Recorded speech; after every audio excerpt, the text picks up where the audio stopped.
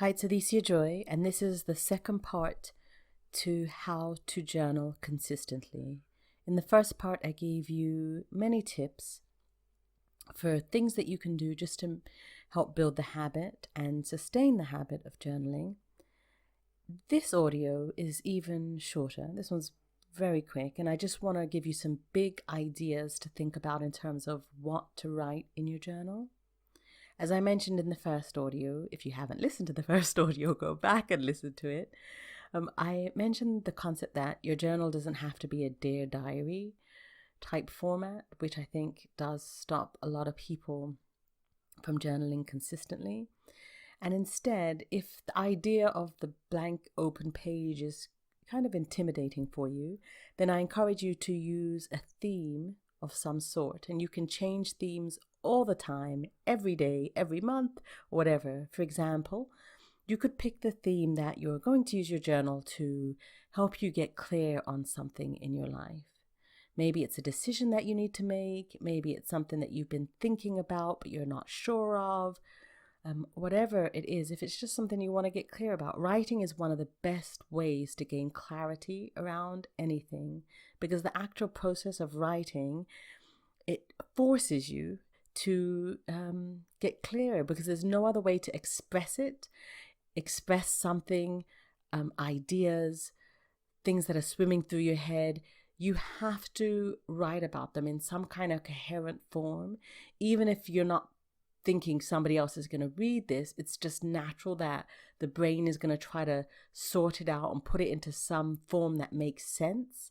So if it's something that doesn't make sense in your mind, you just have a jumble of concepts. Maybe you're thinking one thing and then you're thinking another thing and you're not sure. Writing will really help you.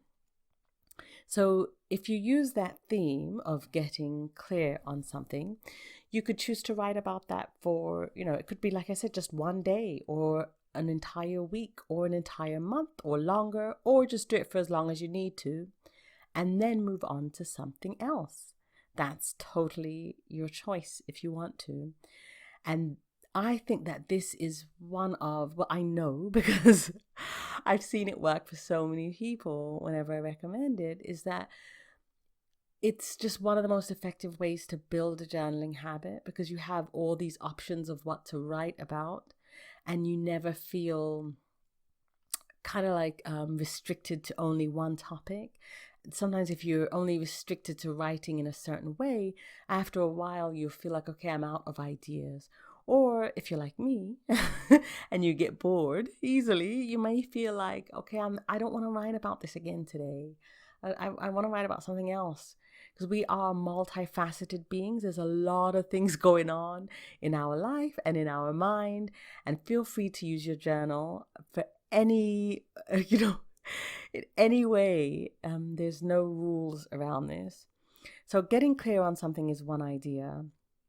You can use it to stay motivated on a project. I have a digital download, which is Write Your Dreams into Motion. It's on journalette.net. And that's all about, you've got these big dreams. How do you turn those dreams into goals and then goals into reality? And one of the best ways to do that is when you have goals, things that you're aiming for, use your journal to keep you motivated to write. Okay, today, what am I going to do? What one step am I going to take to move me toward my goal? Or what one, and it could be a tiny step.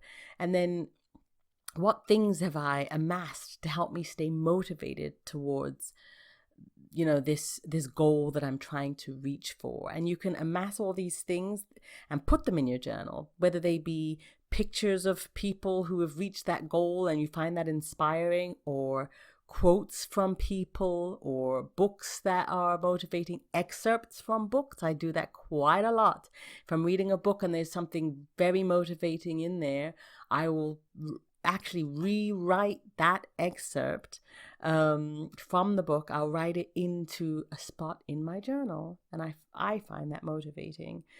So yeah, a journal is a great way to stay motivated, to keep you going as you're trying to reach a goal or make a change or build a habit in your life.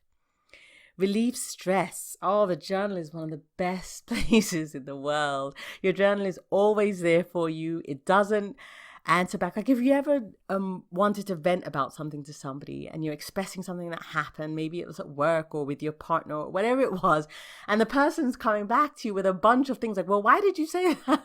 And you don't really want that, do you? Sometimes we need that. But sometimes you just want to vent. You just want to say, this happened and I'm upset. Hear me out. Well, guess what? Your journal will always hear you out and it will never talk back. It's like the perfect place. So use your journal to relieve stress, especially things that are emotional. I always say open up and write it down. Use your journal to write about things that you feel you're in pain about or that you feel sad about. Of course, you can use your journal also for things that you're happy about, grateful for. Gratitude journaling is so powerful. And I try to remember at least a few times, like during the week, to write a few things that I'm grateful for. Sometimes I do it every day, and that's a theme also. Remember I talked about using your journal for a theme? Well, you could do that. You could say, okay, for the next 30 days, I'm going to gratitude journal. I'm just going to write about things that I'm grateful for. And that works really well because you can write brief sentences, I'm grateful for my family, or for my dog is the best, or, whatever it is, my job. But also you can do tiny little things, which sometimes we don't do in life. And I believe this is, it's really powerful. But for example, the chair that you're sitting on, the table that you're writing, just like literally look around you. You'll be surprised the thousands of things that you have to be grateful for when you just start noticing. But what you can also do with this is if you write these things, write them out, you can always come back and go further with them. So flip through the pages and you see, okay, that day I was grateful. I wrote that I was grateful for my family. Now you can expound on that. What exactly is it that you're grateful for about your family? Are there particular family members? What about them? And go into detail. Oh, because it's the way that my mom always makes me feel so comforted when I'm upset, whatever. But you can really go deep with it. So that's just another idea. You can use your journal to plan a project. Write your dreams into motion. Part of that is there's a section where you're going to plan. What is your goal? How are you going to make that goal a reality? What do you need to do? Is there a time frame you need to do things in? Is there research that needs to be done? Are there supplies that you need to get? On and on and on. But planning a project or something that you want to do, even planning your next day. Use your journal for that. Nice and simple. Open up your journal. What do I need to get done? What are the most important things that I need to get done tomorrow? Is there anything I need to do today so that I can make sure that happens tomorrow? Reflection is a great way to use your journal as well. Reflect on things. Reflect on how your day went earlier today, if you're writing at the end of the day, how your week was, how your month, your years, things like cycles in your life. I have a blog post on journalette.net about 48 things to write in your journal. Or maybe that number's gone up now. Sometimes I add things, but at the time of this recording, it was 48 things to write in your journal for more joy and less stress. But in there, I mention about, are there cycles in your life? Sometimes we're going through the same thing over and over again, like we're choosing the same kind of partner, or we're going through the same kind of hurt, or the same type of job that we end up not liking, or it sounds like I'm just talking about myself here. These are cycles that I was going through over and over again for many years. But it's good to reflect on those things, reflect on cycles. Why? What am I seeing? Things, patterns.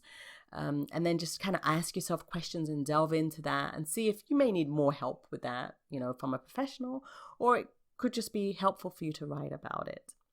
So pick big themes or little prompts, such as questions or sentences, which you can find on the blog here and also all over the internet. Follow my Pinterest board if you want. I post tons of prompts and share other people's prompts on my Pinterest.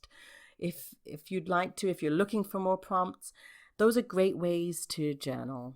Of course, you can always just do stream of consciousness, pen to page, as Julia Cameron recommends in the excellent book, The Artist's Way, where you just write. Just sit, open up and write Also really effective. So those are some big ideas for you. I thought this audio recording was going to be much shorter than the other one, and it turns out it's only, 2 minutes shorter, because we're at 10 minutes now. That's it. Let me know how you do with this. Please always feel free to email me, alicia@journalette.net. Also email me if you have any questions. If you are starting on your journey and you've got questions about it, or you just want to share, I'd love to hear from you. Thanks for listening.